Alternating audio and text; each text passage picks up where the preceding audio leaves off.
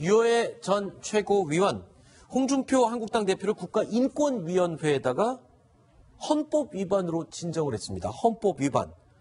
자, 그러니까 유효의 전 최고위원이 제명에 대해서 재심을 청구했다가 각하가 된 데 지금 화가 났고 인권위에다가 제소를 했다.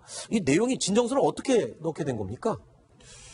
글쎄요, 이제 말씀하신 대로 국가인권위원회 헌법 위반으로 진정을 했는데, 네. 유효의 최고위원회 네. 주장입니다. 네.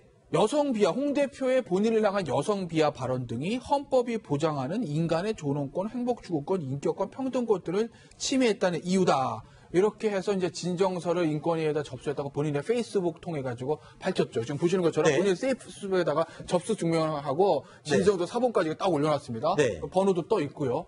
일단 뭐 본인의 행위니까요. 뭐 대한민국에서 뭐 누구나 자유가 있으니까. 그럼 인권위에서도 일단 조사에 나서야 되는 겁니까? 이렇게 접수를 하면 무조건?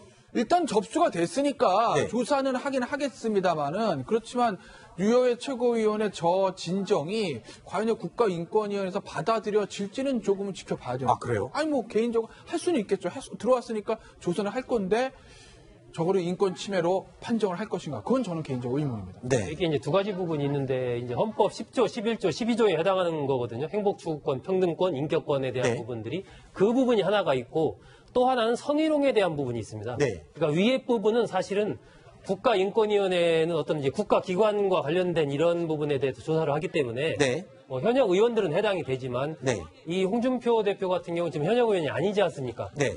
그러니까 거기에 대해서 조사 대상이 되는가 여부에 대해서 인권위 차원에서 좀 한번 판단을 해야 되는 부분이 있습니다. 그리고 네.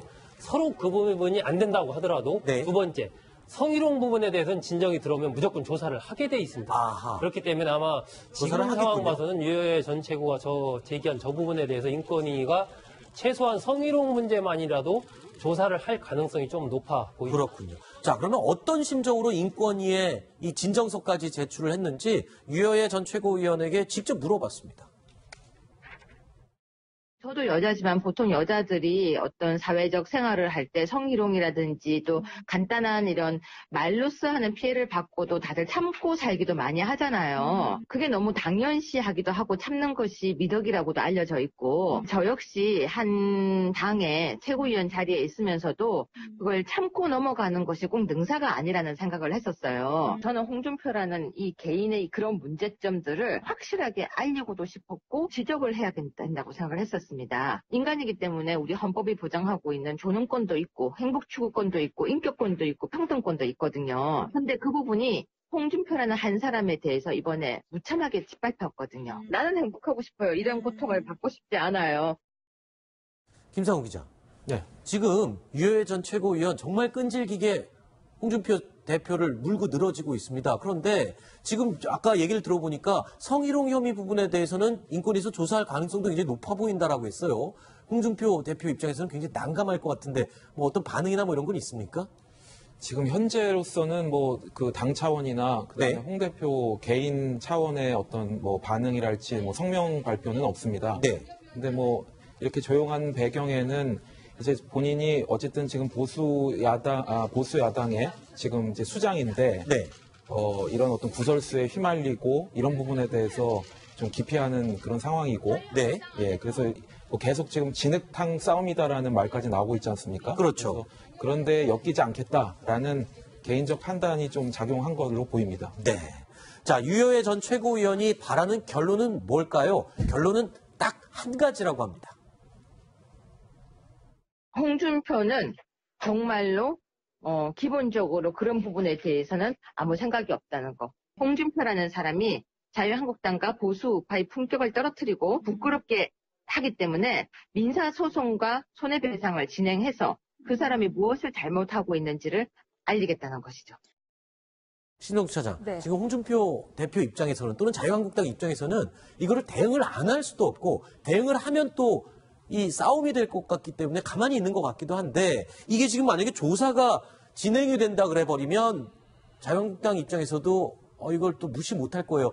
굉장히 그렇죠. 좋지 않은 영향을 끼칠 것 같아요, 당연하죠. 이미지에. 지금 유효의 전 최고위원이 조사해달라고 한 게 홍 대표가 뭐 여자는 밤에만 쓰는 것이다. 네. 밤에만 필요하다. 이런 말 같은 거는 말도 안 되는 공당 대표가 실제 했다면 그런 말이고요. 근데 그런 말을 한 적이 없다고 분명히 또 이야기를 홍준표는 했죠. 그랬잖아요. 홍 대표는. 그런데 이제 류호혜 전 최고위원 입장에서는 분명히 했다. 그리고 뭐 어떤 행사장에서는 뭐 손을 잡기도 했다. 뭐 이런 식으로 얘기를 했는데 어쨌든 인권위가 강제 조사를 해서라도 이 부분에 대해서는 제 생각엔 진실이 가려지는 게 옳다고 봅니다. 아, 그래요? 홍 대표 역시도 인권위가 어쨌든 국가기관이기 때문에 조사에 적극 응해서 그 사실이 아니라는 점을 명백하게 입증하고 이거 제3자잖아요. 인권위 같은 경우에는. 네. 클리어하게 하고 넘어가는 게 오히려 이 차제에 낫다고 생각합니다. 네. 일단 아마 유 전 최고 입장에서는 이제 강력한 정치 공세를 이렇게 펼치고 있는 거죠. 네. 만약에 정말 저런 생각이라면 과거에 그 현장에 있었을 때 네. 거기서 이제 문제 제기를 하고 그랬을 텐데 그렇죠. 예, 제명 처분되고 나니까 이제 그거에 대해서 여러 가지 문제 제기를 하는 것은 네. 홍 대표에게 정치 공세를 펼치고 있다 이렇게 봐야 될 것 같고 네. 그런데 홍 대표도 곤혹스러운 게 만약에 국가인권위에 조사를 하게 되면 먼저 소명하라 이렇게 보내고 그렇죠. 거기에 대해서 소명이 오거나 안 오거나 그다음에 그러면 조사관을 보내서 조사를 해야 되겠다 네. 이렇게 하거든요. 네. 나 응하지 않겠다 이런 식이 돼버리면 나중에 이제 그 부분에 대해서 뭐 과태료가 부과될 가능성도 있고 네.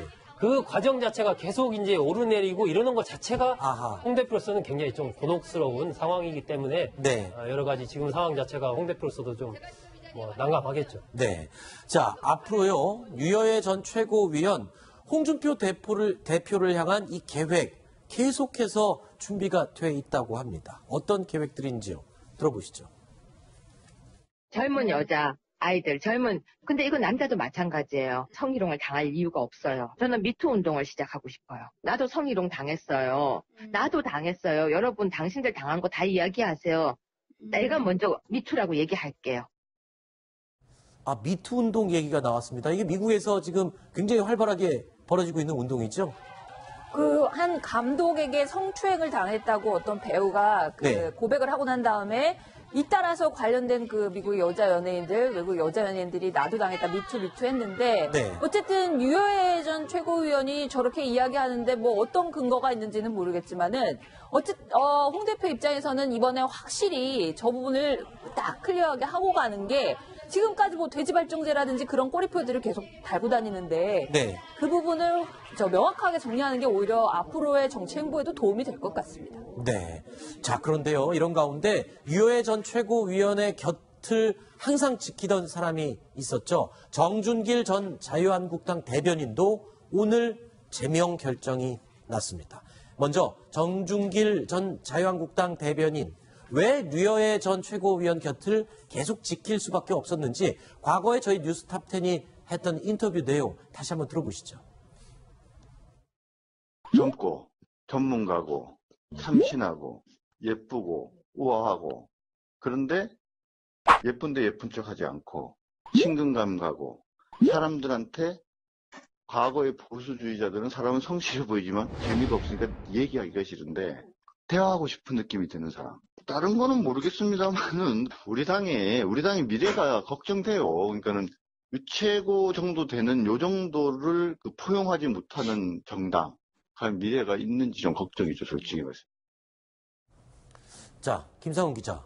지금 정준길 전 대변인, 유여해 전 최고위원처럼 혹시 이 재심 청구를 진행할 가능성은 있어 보입니까? 어떻습니까? 지금 정 대변인 뭐라고 얘기를 하다가? 지금 오늘 방금까지 확인된 거로는 재심 청구는 아직 안 한 걸로 확인이 네. 됐습니다. 그런데 당내 뭐 사정이나 여러 의원들 의견을 종합을 해보면 아무래도 재심 청구를 마찬가지로 하지 않을까 아하. 이렇게 예상을 하고 있습니다. 네. 알겠습니다. 자, 여기서 이 이야기는 마무리하도록 하고요. 김상훈 기자 오늘 말씀 잘 들었습니다. 고맙습니다.